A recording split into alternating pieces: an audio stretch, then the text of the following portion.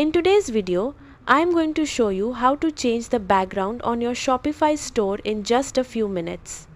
Start by logging in to your Shopify admin dashboard. From the left-hand menu, click Online Store and then select Themes. Find your active theme and click Customize to open the theme editor. Once inside the editor, click on Theme Settings located in the left sidebar. Next, select Colors.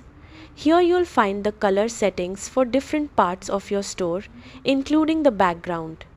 Depending on your theme, the option may be called Background, Background Color, or Page Background. Click the color selector and choose your preferred background color. You can pick a color manually or enter a specific hex color code to match your brand. If you want to use a background image instead of a color, check whether your theme includes a background image option. If available, upload your image and adjust the settings as needed. Once you're happy with the changes, click Save in the top right corner to apply them to your store. That's it! You've successfully changed the background on your Shopify store. Thanks for watching.